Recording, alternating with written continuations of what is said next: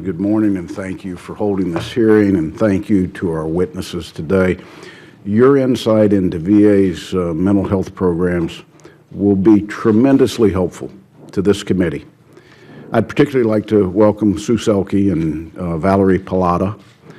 Thank you for your willingness to be here to share your son's tragic experiences with this committee. I know this is painful to recount, but it's absolutely crucial to our understanding of what our men and women go through. I'd also like to welcome Vincent and Jonah Venata. Thank you for sharing your story with the committee, which I'm sure is also difficult to tell.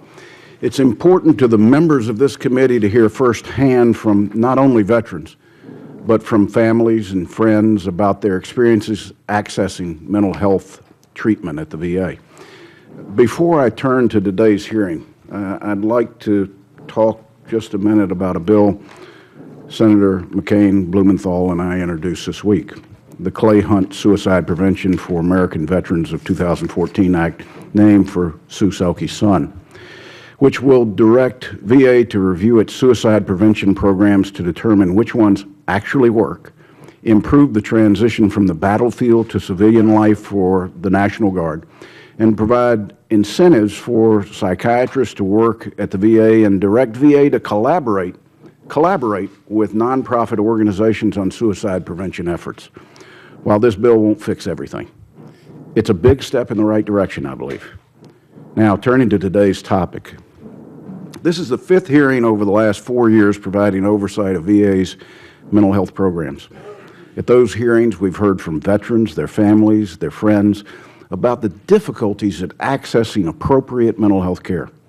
While I find it disturbing, what I find is disturbing is what we will hear today is very similar to what we heard in 2011. One problem I raised at previous hearings, which still applies today, is a misplaced focus on the process of providing treatment. For instance, whether VA is actually providing evidence-based treatments. As VA's written testimony states, VA has made deployment of evidence-based therapies a critical element of its approach to mental health care. Yet, 2 studies say that VA does not consistently provide evidence-based treatments. But more importantly, whether or not VA provides evidence-based treatments should not be the focus. The focus should be on improving mental health.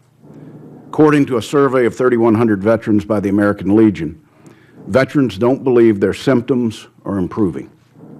The Legion found that more than half of those surveyed felt that there was either no improvement or worsening of symptoms following psychotherapy or medication prescribed by the VA. If more than half of our nation's veterans don't think they're getting better, I believe the focus on whether evidence-based treatment is provided might be misguided. Where's the veteran in this? I'm interested in hearing from VA how it tracks the improvement of veterans' mental health after receiving care, what flexibility VA gives providers to make sure it's individualized, and how VA is working with outside providers and organizations to guarantee that if a veteran can't get an appointment at a VA facility, they get the treatment they need and deserve somewhere in that community. As I've said many times, government can't be the only solution. VA needs to bring other organizations and providers into the fold to help. It also doesn't take technology to help these veterans. It takes compassion and a passion to help. In the past, we've heard that veterans felt that VA providers didn't care. I believe this needs repeating.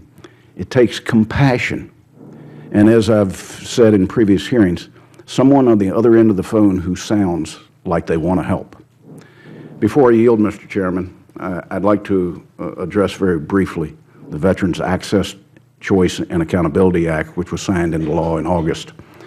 The Choice Act provided $17 billion in funding to help veterans receive care from the provider of their choosing and provides the largest reform in VA history.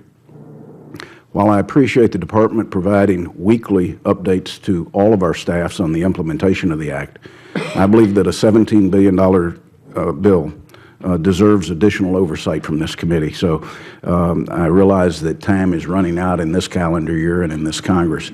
But I urge all those on the committee next year to make sure that oversight of this reform package is #1 on our list of priorities for the VA committee. I thank my colleagues, I thank the chair, and I thank our witnesses. Thank you, Senator.